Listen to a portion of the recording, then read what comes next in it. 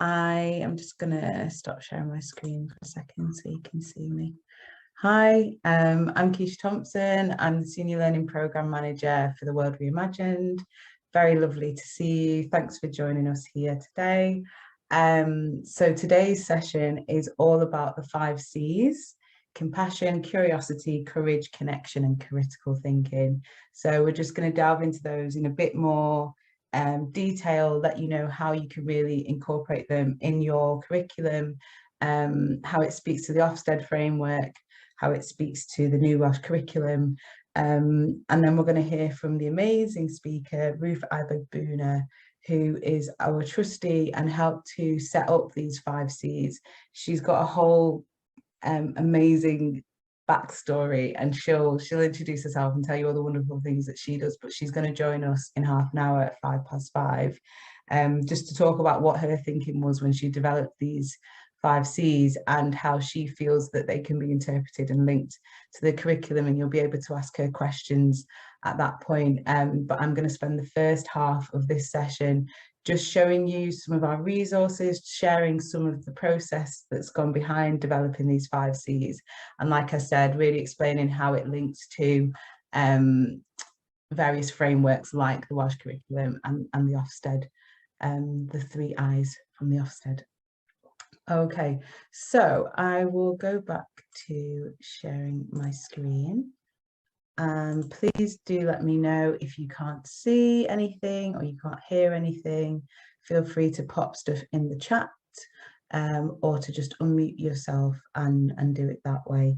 That's completely fine. We will be making this a kind of Q&A session, so I want you to feel comfortable about reaching out and speaking to me and stuff. Also, just to flag, I did put it in the chat, but we are recording this session. We record all of our events. So if you're not comfortable with being captured on camera, please do keep it switched off. Okie dokie. So before I get into talking about the 5 C's, I thought it would be important to just talk about the World Reimagined in general. It's a wonderful, amazing, ambitious project which has art and history at the centre, and we really want to push this idea of racial justice as a shared history and encourage people across the country to consider what our future could look like when we acknowledge what our past has been. So we've developed this thematic arc, which you can see here, this polycoloured, technicoloured 9-module framework that sits as the foundation for all of our strands. So the main part of this project is these big sculpture trails, these big public sculpture trails that are going to happen in 7 cities across the summer. We are really blessed in that we've been able to work with the amazing RSA, who has designed this globe structure for us, and it's going to be decorated by some really high profile artists, and that will feature as the main part of these sculpture trails that people can go and explore and walk around and see and engage with in the summer. And each of these sculpture trails will contain 10 globes, so one of them attributed to each of these wonderful module titles that I'll explain to you in just a second, these themes. And then the 10th will be very much about the location, very much about the place, the city that globe is in. And the 7 cities that these sculpture trails will be in are Birmingham, Bristol, Leeds, Liverpool City Region, Leicester, London, and Swansea. So the thematic arc that you can see here that starts with Mother Africa is called The Journey of Discovery. We felt like it was really important to break down the thinking that will lead us to a place when we can start to be progressive and start to reimagine our future, right? So if we're going to delve into the idea of racial justice, what does that actually mean? And we think that that starts with something called Mother Africa. We think it starts with considering what Africa was before colonialism. What is its pre-colonial history? How can we get past this idea that we only have to consider our relationship with Africa when we think about the trafficking of enslaved people? So with this module, we really want to get people to embrace the knowledge, the culture, all of the rich information that's linked to Africa before we then start getting into the transatlantic slave trade. So following on from that, we do get into that history because we have to. So that's when you get to see the reality of being enslaved, stolen legacy, the rebirth of the nation, abolition and emancipation, a complex triangle, echoes in the present, still we rise, expanding soul, and reimagine the future. So that's what all of the globes will be exploring. And we're going to follow the same pattern with our learning program. So we're really excited to say that we're releasing some resources this Friday that speak to primary schools and secondary and colleges. And they explore these themes. All of our primary school themes focus mainly on Mother Africa, because we feel that that's important, that they really get that message that I was talking about before. But the secondary resources follow the full thematic arc from Mother Africa, going through the colonial history, all the way to reimagine the future. And we felt that whilst we have got these resources there for you to explore these themes, it's really important for us to have another framework that teachers can respond to, that thinks about the pedagogy, thinks about, okay, how do we do this? How do we make sure that this is relevant to our school, to our curriculum, to our learners? And that is where the 5 C's come in. So the first one being compassion. So we want learners to be thinking about what it means to put yourself in someone else's shoes. So when you're engaging with this idea of shared history, it really does require that sense of thinking outside of yourself and considering the experiences of other people or people who have gone before you. Hi, Kath. She just said hello to me in the chat. The next one is curiosity. I seek additional knowledge through asking thoughtful questions. So we want all of the young people that engage with our resources to have that sense of wanting to know more about the world around them, what happened beforehand, what's going to happen if I can have an impact on the future. When I look around me now, what's happening? When I look at the names of roads and the buildings that I go into, what's the story there? So we really want them to feel quite inquisitive and investigative. Yes, Kath, we're recording the session, so we will be able to send it to you afterwards. Sorry that you're having some technical problems with hearing. I hope that you can hear me. And yeah, is everything good? Just thought I'd check that. Can everyone hear me? Okay, I'm going to take silence as a yes. Okay, great, fab. Thanks, Sabrina. Okay, so the next one is courage. We know that this topic isn't easy, so we really want to push our learners to be courageous with broaching this topic, because as we can see, it's not something that we've done a very good job of generationally before. So if we bring this to the table to our teachers and to our young people, then we are really asking you to do something that is, for some, you know, a bit scary, a bit intimidating. So we are saying we want our learners to step bravely into issues that are difficult to understand and hard to discuss. Connection, we want to draw threads between history and learn about today's reality. And the final C of our 5 C's is critical thinking, which is probably my favourite, maybe, just a bit of a geek. I did critical thinking at high school. It's to use logic, connect the dots, unafraid of reason and challenge. Okay, so we're really excited in that our learning programme is going to be taking place in 8 host cities, learning host cities. So as mentioned before, there are going to be these massive public sculpture trails that happen in 7 different cities. Oh, missing a word there. I should say Greater Manchester, just not just Greater. In 7 different cities. And we really want to make sure that all the schools and the young people in each of those cities can connect with what's happening. So we've got our Globe programme, and I just want to say, flag deadline for that is this Friday. If we know any schools that want to sign up to that, if you're thinking about signing up to it, you need to make that decision now, because the deadline is this Friday and we would love to have you on board. So for any school that is a part of the Globe programme, you will get a smaller version of these globes that will feature in the main trails, and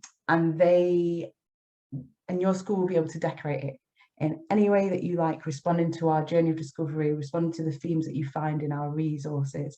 And we think we're just so excited. It's going to be amazing. I'm really happy in that we've been able to give out bursaries to just under 150 schools so far to engage with that project, and schools that are unable to pay for the cost of the globe and pay for the training. I'm just going to put a link in the chat for anyone who is interested in. Oh, can I ask Sabrina, actually? Sabrina, could you possibly put a link to the Google form? So for any teachers or any schools that you think might be interested, please do send this link their way so that they can sign up to the programme. They've got till this Friday to do so. So the thing that's really exciting is that we're going to release these resources on Friday. We're going to do the Globe programme, and we think that it can really have a lasting impact and engage with schools and teachers in a way that speaks to their school improvement plans, to their ethos, and has that lasting impact. And as mentioned, one of the cities that we're going to be going to is Swansea. And we were so excited when we started to connect with Swansea City Council that they shared that Wales, with their new Welsh curriculum, which has started to be implemented since last year, and is increasing. So they're going to be the first UK nation to make teaching of Black and Asian and minority ethnic histories and experiences mandatory on the school curriculum. So when we found that out, we thought that that was just such brilliant news just in general, but just really great for us to see how our resources will speak to Welsh schools and Welsh teachers, because as we know, I'm trained as a maths teacher. This isn't something that you get taught how to teach when you do your training. I definitely wasn't. So if this becomes mandatory, we need to have resources out there to support us with this work. So we really think that our programme and our resources are really best placed to support teachers with that. So I'm just going to delve into that a little bit more here. So with the new Welsh curriculum, they have 4 purposes. And the first purpose is to create ambitious, capable learners who are ready to learn throughout their lives. So we really think that that connects with courage and critical thinking from our 5 C's. Their next purpose is to enterprise and create contributors who are ready to play and take full part in life and work. So again, we think that that speaks to curiosity and connection. We really want our young people that engage with our programme, engage with our resources, to see themselves in the world, to have a sense of their identity, have a sense of their purpose, really feel that they can make a tangible difference. So that's why when we get them to think about reimagining their future, it might sound idealistic, but actually it's very pragmatic. And we're saying, look, interrogate your locality, think about the city that you're in, think about your history. Here are some amazing people. Our resources are completely populated with fabulous guest contributors. We're really lucky that we've been able to have people like actors from Hamilton, amazing poets and playwrights like Inua Ellams, academics like Professor Kehendi Andrews, who, if some of you like BBC, you might have seen him on a recent documentary, Guardian journalist Lanre Bakare. So we've had, and I can't believe I missed out Baroness Fowler Benjamin. Yeah, so we've had some amazing contributors coming on to these resources, sharing their thoughts with us. And we really hope that that helps to galvanise our young people and gets them to think, oh, look at that person, they've managed to do this, they brought out a book, or they wrote this article, or they made this song, and it's had this impact. What can I do? Yeah. So the next purpose for Wales is ethical, informed citizens of Wales and the world. And I think that kind of taps into what I was just saying before, and we think it links to compassion and critical thinking. And then their last purpose is to create healthy, confident individuals ready to lead fulfilling lives as valued members of society. And we really believe that by encouraging this idea of a shared history and encouraging this idea of, you know, embracing topics that are difficult, we are creating healthy young people who are confident, who feel that they can go out and have a sense of themselves and don't kind of find out information that throws them off or makes them think differently about the world or feel like they've been lied to or whatever else, which has been the experience of people that we've spoken to in the past. When I've done some of the events previously and had guest speakers on, I've said to them, you know, what has your experience been of racial justice when you were going through school? And a lot of them said it was non-existent, or it came to me when I was 16. I was really angry to find out that we were linked to the slave trade in this way, and things like that. And there's no need for that to be the experience. So we really want to champion this idea of transparency and accountability, and just saying, look, this is what we did, this is how it's affected our country, and what can we do about that now? Okay, so that's what's really exciting for Wales. But just to open it up and make it a bit more general, I just wanted to show how we think that it's also, our 5 C's tap into the 3 I's that the Ofsted framework uses to show what they expect from a good curriculum in any school that they're looking at. So the first one, the first of the I's, is intent. So they believe that any curriculum should be ambitious and give all learners, particularly from most disadvantaged backgrounds, I don't particularly like that word, but I'm literally quoting from Ofsted, those with special educational needs or disabilities or high needs, with knowledge and cultural capital so that they can succeed in life. So that's what Ofsted would like to see in a really good, high standard, rigorous curriculum. And again, we think our resources really speak to that. It's all about representation. It's all about providing some really exciting resources that feel accessible to a wide range of young people and give them a better sense of themselves and a better understanding of culture. So for our secondary school resources, they're split between 3 specialist subjects, so art, history and English. So they're very specific, but they also show that you can have a kind of cross-curricular experience. And we're also really excited because we are releasing a tiny little taster of what's to come later on this year, which is some resources that are specifically to do with STEM topics, and that's called our STEM Heroes topic. So they're a maths and a science resource that are focused on the wonderful inventor Lewis Latimer. But you'll hear more about that next week in our launch event. So going back to Ofsted, another thing that they expect to see under the banner of intent is a curriculum with sufficient knowledge and skills for future learning and employment.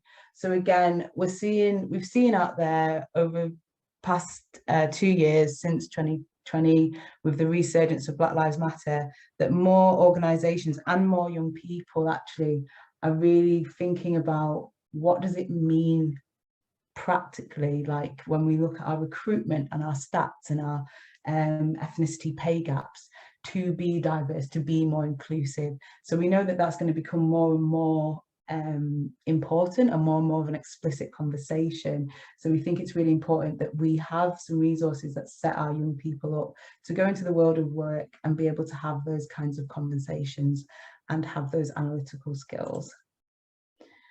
Finally, learners study a full curriculum. Providers ensure that the teaching spreads over a range of topics and specialise only when necessary. So again, what I was tapping into before is we have picked some specialised subjects because we know that when you're delving into a secondary environment, that's very much needed.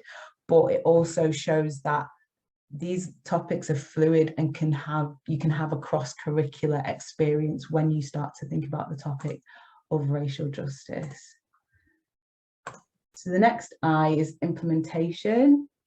What Ofsted would like to see is the integration of new knowledge into larger concepts. I don't think I need to say any more about that. We know that racial justice is a big concept, and for a lot of people it's new. So I think we tick that box.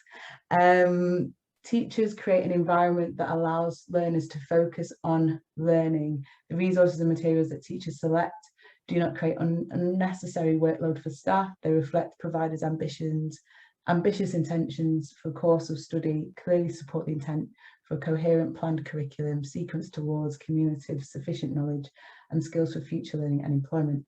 Whew, that was a long one, wasn't it? There were no commas in that. Goodness, oh yeah, there was. So basically, our resources do that, most definitely. They've been tested and co-created with some teachers, and we've really tried our best to make them as ready to go as possible, as frictionless as possible. The teachers' guides are so clear. They're very clearly linked to the PowerPoint presentation that you get, that you can easily just bang on and it's ready to go in your classroom. And we've made it look really lovely, and we've had some really great responses from our pilot teachers so far. And we've made it really coherent, linked to the journey of discovery. The 5 C's are embedded all the way through, and it's a very clear scheme of work. And like I said, you can see how it speaks to specific topics as well. So we feel that these resources really do that and really help with teachers who are wanting to delve into this topic. But, you know, we've not got time. I used to be a teacher, like I said, there's never enough time. And if you can just get some resources ready for you, then that's amazing. And you're not having to generate and pull stuff out of nowhere. So the last I that I wanted to look at is impact, obviously. So Ofsted says learners need to develop a detailed knowledge and skills across the curriculum, and as a result achieve well. Where relevant, this is reflected in results from national tests and examinations that meet the government's expectations and qualifications obtained. Sorry, I'll put my teeth back in. Again, I know as a teacher and from a young person who did quite well in the education system, that you start to get those top scores in your exam results when you make links to the world and to other topics outside of the topic that you're being tested on. So by our resources showing that you can have those links, that showing that you can have that cross-curricular experience, we really think that learners will develop their skills just in general for themselves and for them to go out into the world, but it will also make them quite robust and able to approach their exams, because we know that that's a big part of school life. It's unavoidable, and we really feel like our resources will help with that. Last point under impact is learners are ready for the next stage of education, employment or training. Where relevant, they gain qualifications that allow them to go into destinations that meet their interests, their aspirations, their intentions for the course of study. They read widely and often with fluency and comprehension. We really hope that these resources will get our young people excited. And as mentioned, we've already been piloting them. And I'm going to play you some reflections from some young people in a second. And it's just been really affirming. I'm not going to lie, it did make me tear up when I was speaking to some of our teachers and hearing these responses from our young people, because we know that the resources are landing. So I'm just going to share that now. Some audio. So I'm here with 2 year 6s, and we're going to talk about our lesson we did on Mother Africa. So guys, what did we do first? So we were describing the people like Embedding, Keisha, Thompson, Dr. Pablo, and we were describing how they were like nice, kind, brave, wild. What do you like about the lesson? What I liked about it is when they showed the videos, it wasn't just a fake one. It was actually them talking and saying what they did instead of people just explaining what they did. It's him himself. Okay. Anything that you learned from that lesson? That there was this group called Nana Benz, and they made like clothes together, and they even drive a Mercedes Benz. Were the people that we learned about people that you already knew, or were they new people? I say new people because usually in Black History Month we would usually talk about equal rights, not people that come from Africa or who make a difference. Great. Why do you think that lesson was important? It shows that black people have the same right as everyone else in the world. It shows that that we're all equal and no one should be left out. All right, perfect. Thanks, guys.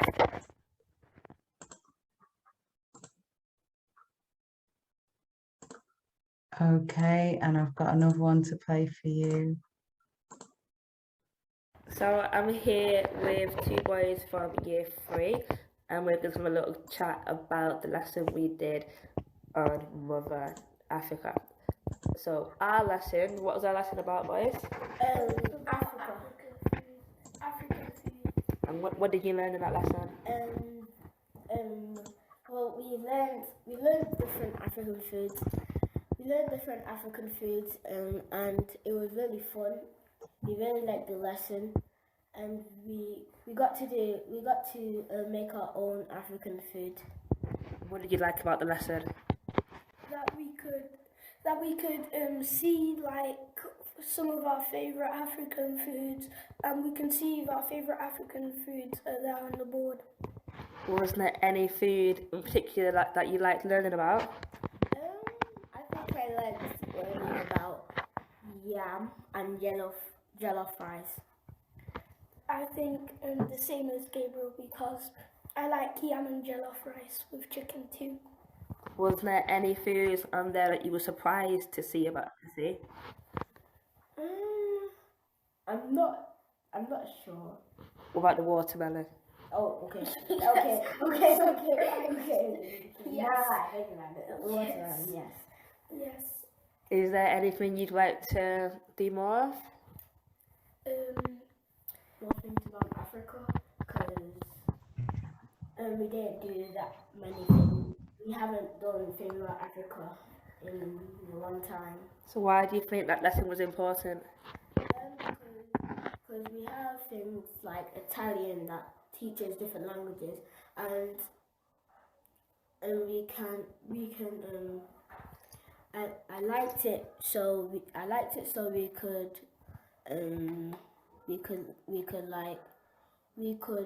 do more things about Africa, and we could learn more. Alright, thank you.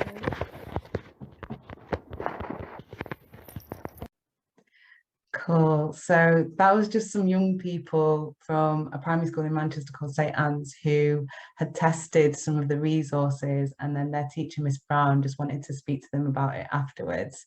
So I just wanted to share that with you because I thought it was super sweet, and it was so nice for them to talk about learning new things and feeling very excited by it, but also that there was that positivity. That's what's been really great for a lot of the young people who've learned about the Mother Africa module, of saying, you know, it was just fun, it was just exciting. They don't always want to hear about the hard topics or the loaded stuff. They want to hear about new foods and interesting people like Nana Benz, like these women who are making interesting clothes and bringing in like amazing amounts of money into their country. So we really responded to the request for them to have more of the 5 C's embedded in the resources, because that was one of the big bits of feedback that we got from the piloting teachers. They absolutely love the 5 C's, the young people of the 5 C's, but they were like, how can we make sure that it's embedded, that they remember it all the time and that they feed back to it? So what we've done is created these reflection sheets that you can see here that we want them to use for every lesson.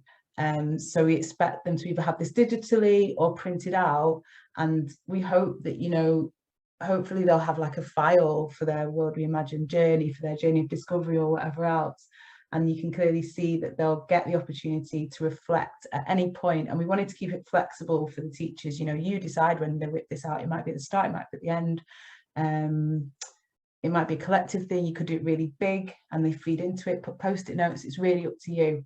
But it's a way for them to visualize and look at the 5 different C's and go, oh, in lesson 1, I really felt like I was able to be compassionate, I was able to be courageous then, and things like that. So that's what we've created. So that's what it looks like for the primary school. And then for secondary, it looks like this. Let me just slide it over. Yes, it looks slightly different because, like I was saying, the primary school resources are all focused on Mother Africa, whereas the secondary follow the full thematic arc for the journey of discovery. So it's more about them thinking, okay, when I was looking at the Mother Africa topic, which of the 5 C's really stood out for me, and hopefully all of them, but they'll just get to reflect and refine that and document it, and it helps them to monitor and think about, why am I learning this? What skills am I developing when I'm doing this? So we really hope that that worksheet serves that purpose when we heard that response from the teachers. I'm really excited now in that we've been joined by the amazing Ruth Ibegbuna. So she's going to speak to us now about the 5 C's, where it came from, the history of it, and answer any questions that you might have. Hi, Ruth. Hello, Keisha. Hello, everyone. Yeah, sorry, I was a little bit late, but I'm here now, and hopefully that's not too late. It's good to be here talking about something that I care deeply about. I think Keisha said at the start, then I'm going to talk about where this came from. My background is that I was an English teacher in Bradford Secondary School, then in Manchester Secondary School. And in all honesty, I'd love to say that these 5 C's have come out of, esteemed theory and knowledge and wisdom. They came out of what I saw in the classroom and what was needed in the classroom. And they came out of my own experience, I think, as a Black woman learning about topics when I was at school and what I sometimes didn't have and what I needed desperately. And so when my background is that I was a teacher, but I now work alongside a lot of young people. And when we were pulling this thing together in the early days, I was talking to a lot of teenagers, especially Black teenagers, but not only Black teenagers, about what they would want if they were studying this topic. And one of the things that came through very clearly was that they wanted the teachers. There was a sense from the young people, they often felt that the teachers were more nervous than they were. And they said that sometimes the timidity of the teacher in getting it wrong meant that things never got kind of surfaced and brought to the surface. So they were saying, what about if we were kind of compassionate for everyone in the room, not just the young people, but also the teacher, and understand when we start a topic that this is hard stuff. This is really hard, like that some people are going to have emotional reactions to this. Some people are going to have barriers that go down. Some people are going to feel like, oh my goodness, people looking at me. And before we do anything, let's be compassionate and let's all just understand that we're working through something really hard. And at different times, we're going to have different reactions, including our teachers. So I think there's one thing for the 5 C's is that it is not just about the young people. This is also about the teachers, because this stuff is not easy. Especially I think when you get to the secondary level, like this is a journey of discovery, right? And some of it is joyous and celebratory, and some of it is horrific. And we've got to work through all of it and look after ourselves. So the compassion came first, and establishing that before we even start on this work, we're going to be compassionate, we're going to care, we're going to believe that everyone's here for the right reasons, everyone's here to get to a point that they're comfortable with. The next one was courage, and this is because, sometimes the curriculum doesn't allow us to be courageous, and young people are often the most courageous, and we have to stifle that sometimes. This is a topic that, it's going to take young people being brave and teachers being brave. Even the fact you're on this call, there's courage in that, because for many years this has not been a subject that's been in classrooms in this way. So we're taking this courageous step together, but courage can be shown in lots of different ways. And I think that sometimes when I was a teacher, we didn't acknowledge the courage of that young person who for the first time would put their hand up, or for the first time would, there's certain children that are seen as courageous and certain other children that those tiny little steps, and we wanted to make sure in this, those tiny little steps are recognised. Maybe it's not the greatest poem that young person's written, but have they written 3 or 4 words towards a class poem? That's courageous. So I think to be told you're courageous is a wonderful thing, and I think this allows a lot of young people to be told that. Connection. The UK right now, the world right now feels like a place where connection is kind of important, and it feels like through the microcosm of this work we can start talking about the importance of connecting and truly seeing each other and truly understanding each other and looking for the layers of each other. And so I think there's a lot of opportunity through this work to look at what happens when connections break down, what happens when we start seeing some people as more important than other people, and to use kind of what's going on in the world as a reflection of what's actually being studied as well. And this is like the ultimate example, isn't it, in some ways, of what happens when we dehumanize others. But obviously this allows us to move on to the critical thinking piece in terms of how did this happen, and how can we ensure that this kind of thing never happens again. And the next one was curiosity, and this one I have to salute my dad, who always says the British are the least curious people in the world. And, you know, I just think I love it when pupils just ask why. You know, it's not, I've got a 3-year-old and she relentlessly asks why, and it's kind of irritating. But when I've got pupils in my class who will ask why and challenge, and as long as they're polite, we want this to be a resource where actually young people have got lights going on, and they're like, yeah, but why? But why did that happen? And sometimes there's not an answer. And the answer is you go off and you try and determine what it is and come and present back to us. So this is a real open space. And I think with these resources, some of the young people are going to run with this. Some of the young people are going to feel pretty scared to run with it, or might run with it and get home and get things shut down. So how are we going to then open things back up for them? So that curiosity, I think it's about making sure that within your classroom, that question of why and how, and that they are questions that they've got enough open space. And critical thinking, that's my obsession. You know, I spend my life talking about why is it that some young people are encouraged to think critically and others are told to be quiet and just listen and pass the exams. And this resource is not about passing anything. This resource is about critical thinking. And we believe at the World Reimagined that unless young people start thinking critically and understanding history and understanding society, understanding how people and human nature, then nothing can ever move forward, nothing can ever heal. So critical thinking is part of it. And just quickly going back to what Keisha was saying a minute ago, in terms of embedding this, when I used to use the 5 C's and other work that I did, I would always allow time at the end of the class for the students to nominate where they'd seen that 5C in the lesson. So who demonstrated, and sometimes they'd say me, which is always lovely, you know, but just for them to have moments where they'd identify each other. And I'd really encourage them to try and pick different people every single time, so that they don't just see it within themselves, but that we get to see, well, where in the lesson did we really see compassion in action, and where in the lesson, and it's a really nice kind of ending to bring things together as well. And then I used to get them to go and do a reflective piece in terms of their own 5 C's. So that was more of a kind of one-on-one for them to sit and kind of write back to me in their books, kind of when they had demonstrated the different 5 C's. But I would definitely do the public thing, or if in the lesson someone particularly hears one of the 5 C's, for them to put the hand up and say, yeah, that's compassion, miss, because of da-da-da. So yeah, I think that the 5 C's have always worked really, really well in the work that I've done. But I think it's really important to put yourself into the 5 C's as well, and to say when you're feeling like, oh God, I think I just felt, you know, I felt a bit courageous asking that question as the teacher at the front, because young people, you know, obviously absolutely love to see you learning alongside them. Right, sorry Keisha, gone over, talked over. Oh, thank you. That was really helpful, and it was great to hear those tips of, like, you know, making it an oral activity and making it like shouting out people and moments where you've seen it. Yeah, because like I said, we've created this worksheet to support that, but we really want to hear how it can be interpreted. And that was a really great way that I'd not even thought of. So what we want to do now is just open to whoever's joined us here. If anyone's got any questions just about the 5 C's, how you think that it can link to your curriculum, how you think that they can be interpreted, any questions about the resources, now's the time. Any questions for Ruth? You've not really told us all the fabulous things that you're up to at the moment. Do you want to talk a little bit about Rekindle?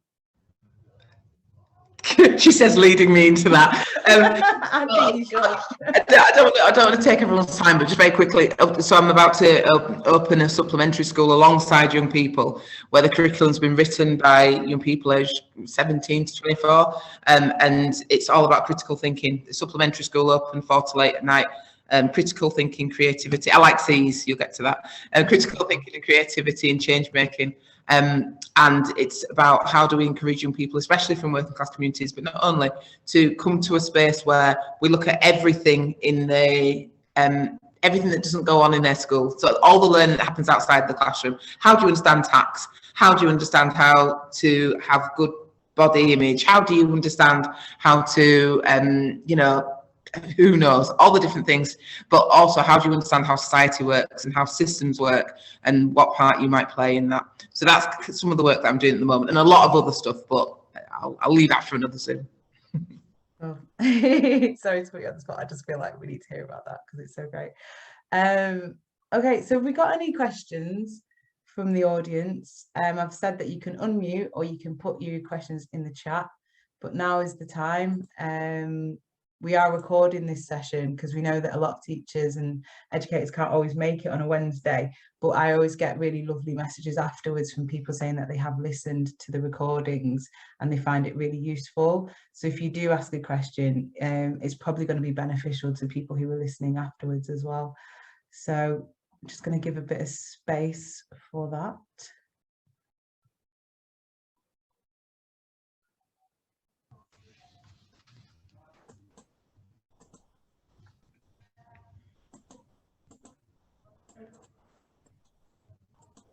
No.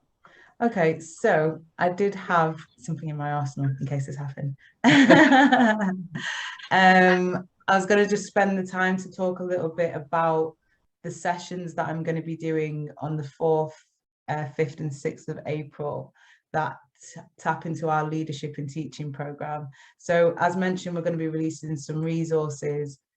I say some, 65 this Friday. Yeah, Ruth, 36 for primary school, 27 for secondary, and then 2 extra ones that are about STEM heroes.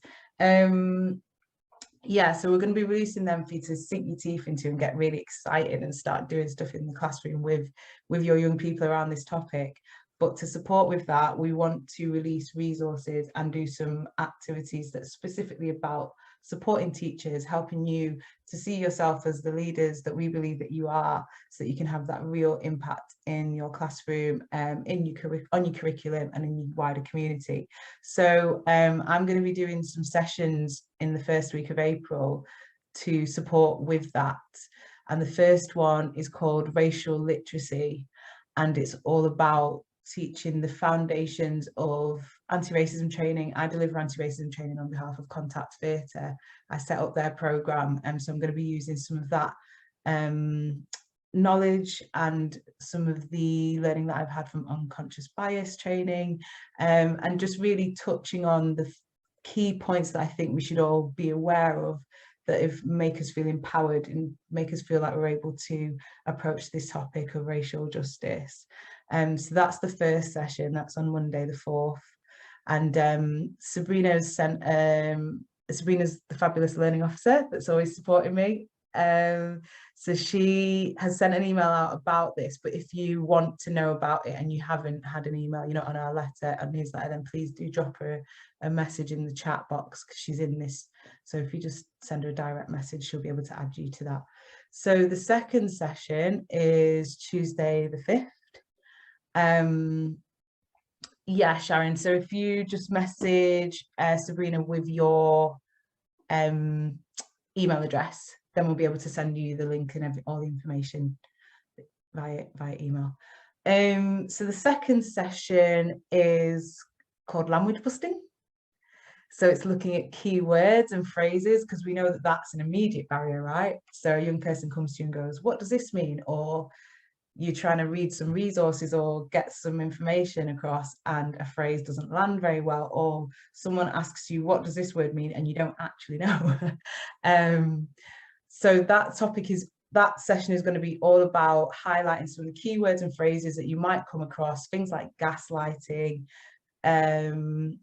you know, understanding what the term actual white and black mean, they're political terms when they're capitalized. What does that mean?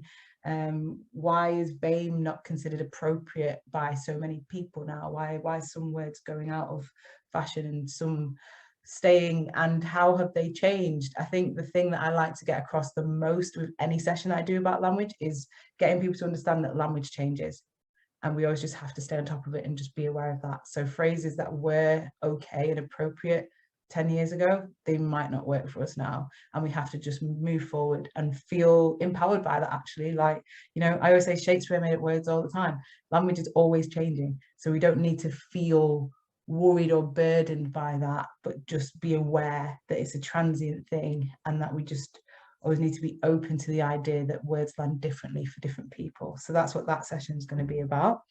And then the last one on the 6th of April is going to be well-being in teaching. So we released a document in January when we did our resource preview, which was all about supporting teachers with their well-being, because we know that this isn't an easy topic to get into. It can be emotional for you, emotional for young people, and we need to create safe spaces and protect ourselves. So that document signposts a bunch of resources that are already out there, organisations that you can look to, podcasts, books, articles, tips as well for just making sure that you're creating like safe spaces or breakout spaces, or being aware of certain kind of behaviour that might manifest itself, and just being able to interpret that, considering what it means to be a white person teaching and talking about this topic, or a Black teacher, Asian teacher. That's all wrapped up in it. You can't start talking about race and not consider your own race when you're in the space and the demographic of you young people. So that document talks about all of that. So I'm going to be leaning on that document for that session. I'm just going to be bringing it to life essentially, and doing some interactive tips and exercises so that you can all feel well when you come out on the other end. So just to let you know as well, we are aware that that training is taking place in a holiday period for some people. It is quite a tricky part of the year where everything kind of gets cramped up and stuff like that, but that is the best time that we're able to do it. But we will be recording those sessions.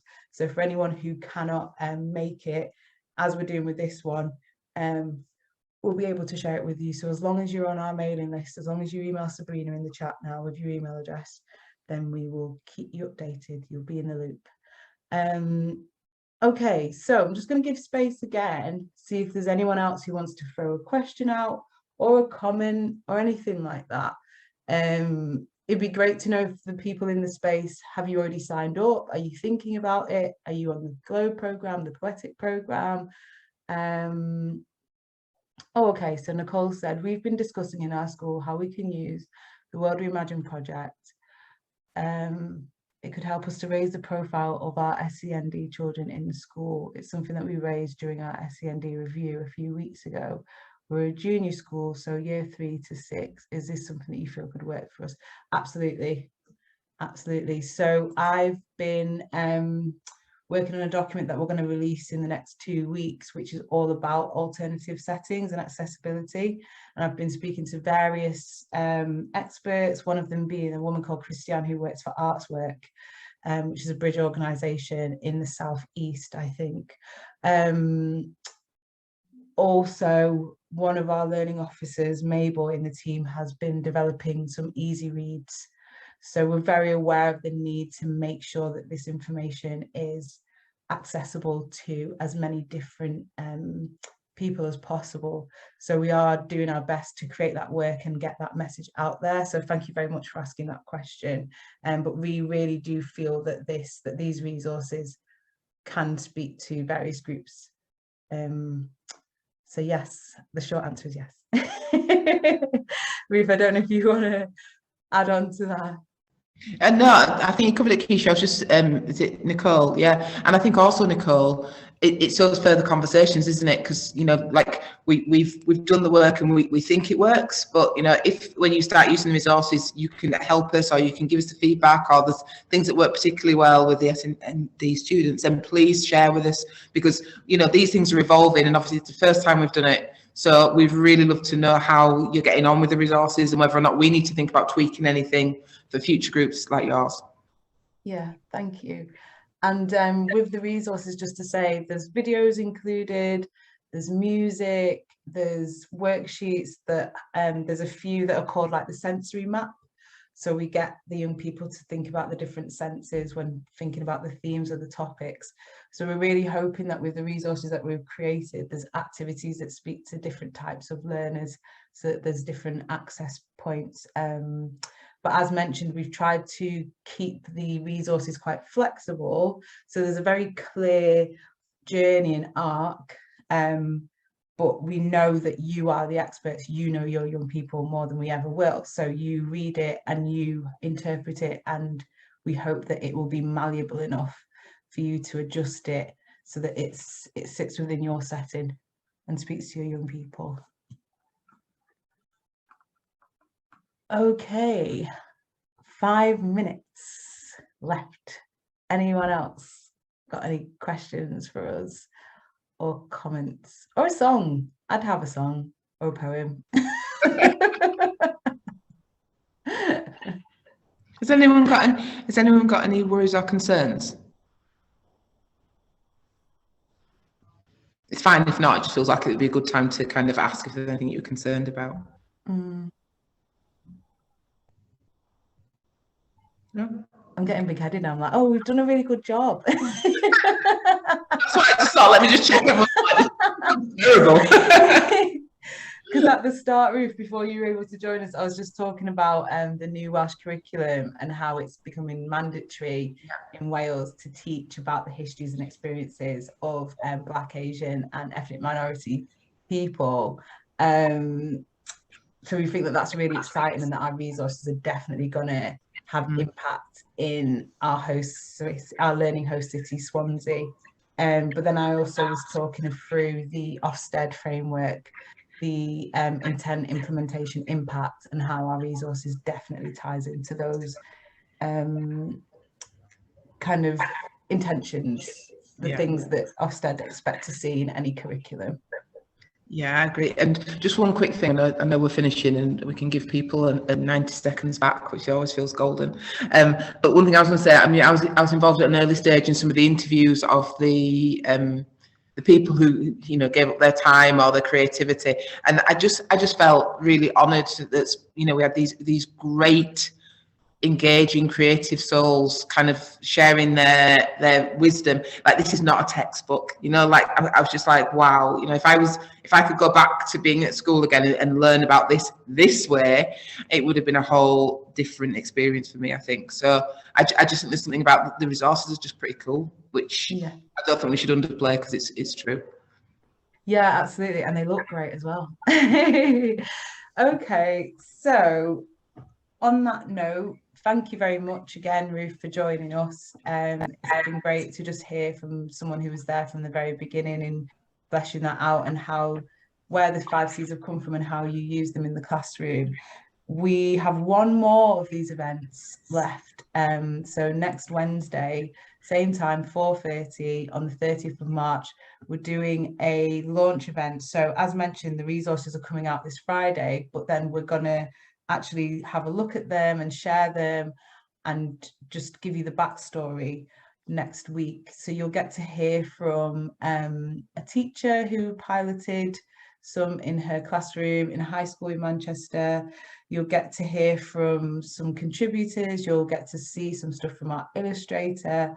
One of our editors, Roma, is going to join us, a fabulous young person who did such an amazing job of like pulling all the pieces together and making sure that they were really cohesive. And I'm going to share my poem as well that I wrote for this campaign last year before I started this role. So it's going to be a really fun event, and we really hope that it will just serve to get you excited about the resources and get you to understand how you can use them in the classroom, although we're pretty confident that that's going to be quite clear once you download them. But yeah, so we're coming fast and furious towards 5:30, and I always like to be bang on time. So I'm just going to say thank you very much, Ruth. Thank you very much, Sabrina, for supporting in the chat. And thank you for you lot joining us live. And thank you to those of you who are going to listen retrospectively. And I will hopefully see you all next week. Bye.